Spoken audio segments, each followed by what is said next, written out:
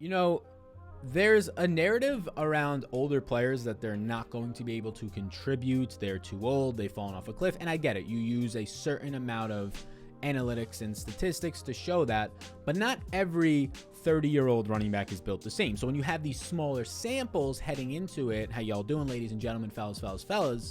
Glad you're here. Glad for you to be here. When you have these smaller samples of running backs over the age of 30, right? There's a fall off cliff there. But when they're coming in still in shape and extremely efficient and productive, the Adrian Petersons of the world break that rule. They're an outlier in their own right.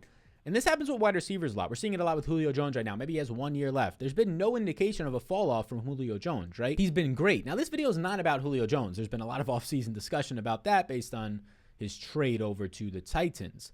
But it's about a wide receiver who's approaching an older age, already past the year 32, approaching year 33 right now, who didn't even have that much tread on his tires, right? That's something we have to take into account with this player who I believe is a must-draft wide receiver. I'm planting my flag at this current ADP of going as the wide receiver 48 in drafts. The wide receiver 48. People have not enough respect to barely make this guy a wide receiver 4. They're saying he's a wide receiver 5 on your team. I mean, I think that this guy can easily be a wide receiver 2 on your team this year and definitely can easily be a wide receiver 3 inside the top 36. He's my wide receiver 40, and he's on a team with 2 top 20 wide receivers in ADP, and I agree with that, but let me tell you why I think he's still undervalued. A man who's approaching his age 33, a man who resides in Florida right now, Tampa Bay, playing down there, and that's Antonio Brown. Somebody who got to take basically an entire season off 2 years ago, got to take half the season off last year, not much tread on his tires for your average 33-year-old, and oh yeah, he was performing at a very high level at age 30, at age 31, last year at age 32. But all of a sudden, he's just too old. He's just, I was an outlier. I don't think so. I think he's got juice left in the tank. I mean, this is a guy who maybe out of any player over the past 10 years, does anybody take better care in the NFL of his body than, I mean, maybe his quarterback, Tom Brady, but exercise, better care, staying in shape, staying ahead of the age regression than Antonio Brown? I don't think so. Antonio Brown only played in 8 games last year, and that's another reason to like him a little bit now. But let me show you a tweet that I put out the other day, and it was fascinating trying to research this video. I knew I liked Antonio Brown. I didn't know that people didn't like him this much. What you're seeing right here is a tweet that I put out about what the ADP currently is on the wide receivers in the Tampa Bay offense and what the target shares were last year. Now, take this into account. This is just for the regular season. It was a smaller sample for Antonio Brown of 8 games. So smaller sample, it's going to, be a little bit more testy with the numbers. But that being said, he had a 19.9% target share last year. That led the Tampa Bay Buccaneers in the 8 weeks that he played. Now, all the guys were pretty close. Godwin was at 18.9 and Evans was at about 18%. They were all pretty close, but still, he was up there. And if not leading by a few targets those final 8 weeks, but there's something that I think continues this upcoming season about that. And now you can see the ADP this year. Evans, because of the 13 touchdown year last year, is getting the hype, wide receiver 15. And he's always been great. Godwin, who was nicked up a little bit last year, missed some games early on, left some other games, wide receiver 19. This is current ADP, where they're being drafted. Antonio Brown, the man who led all these guys in targets last year, who was efficient, and we can talk about those efficiency numbers in a moment. He is going off the board as wide receiver 46 in the exact same offense that led the league in passing and deep passing last year with Tom Brady. For a man who only played 8 weeks, so the accounting numbers and all this sexy, he went for 1,213, he went for 10 plus touchdowns, that's not going to be there because he only played 8 weeks.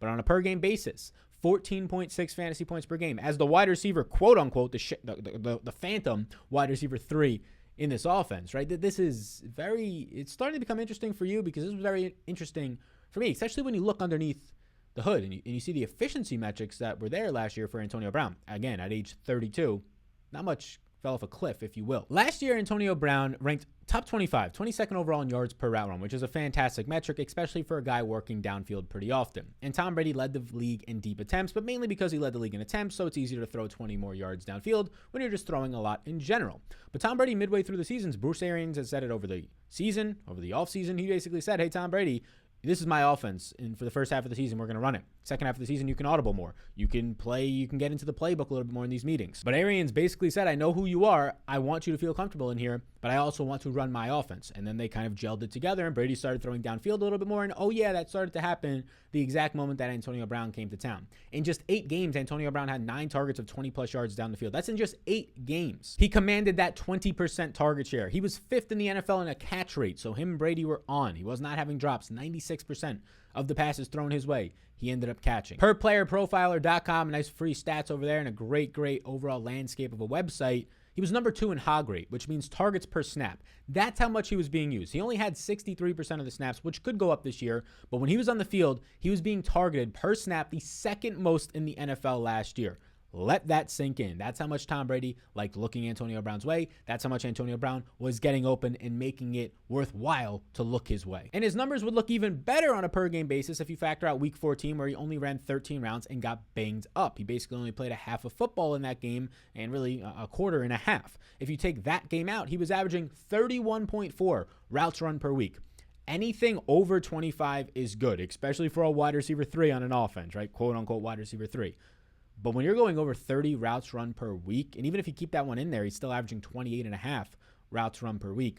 That is elite usage, borderline elite usage. Not many guys are averaging 31.5 routes run per week as the non-focal point of the offense. To hit home even more how much once Brady was throwing downfield more and getting more comfortable at Antonio Brown, how much this started to trend towards the end of the season, right? Didn't go into the postseason as much. Antonio Brown had a gimpy lower body, which affected his postseason. But towards the end of the postseason when he was healthy, heading into this season, the last 4 games, so he only played 8 games, his last 4 games of the year last year. I can put the splits right now up on the screen right here, and you can see what he did in those final 4 games of the year. Well, he started averaging close to double the amount of fantasy points per game. Touchdowns are going to sway. This is a small sample, but just bear with me here. You can see he ended up seeing more targets, a half a target more per game. He ended up averaging over 30 more yards per game. And this is with Chris Godwin in, right? This is with Chris Godwin in. This is with Mike Evans in. It's not like these guys are sitting out or they're both banged up and not playing. They were playing 75 to 85+% of the snaps in all of these weeks. He ended up seeing during that time a couple of more touchdowns. He ended up catching an extra ball and a half. He was just more in tune with Tom Brady,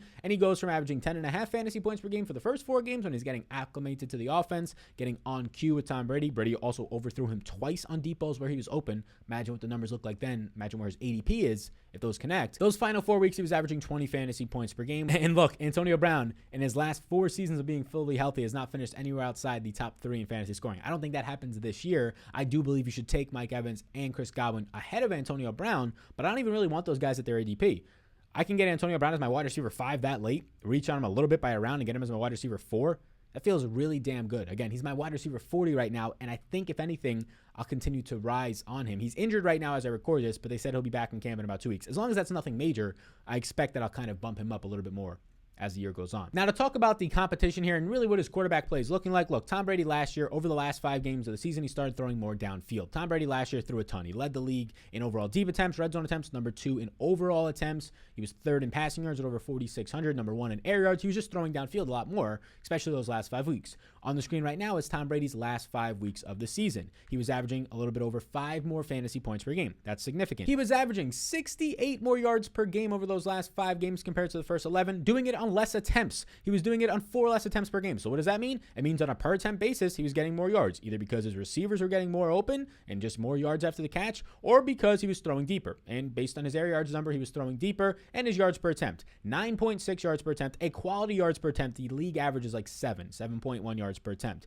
He went from going at 6.8, right around league average, slightly below those first 11 games, to the final 5 when Antonio Brown was there and clicking with the offense, to 9.6 yards per attempt. That would have led the NFL over the course of the season by a good amount. So it's not directly, Antonio Brown did this to the offense, right? Gronk started coming along down the stretch. Leonard Fournette got healthier for a couple of games. They ran the ball more efficiently with Ronald Jones opening up more play action passing to Antonio Brown.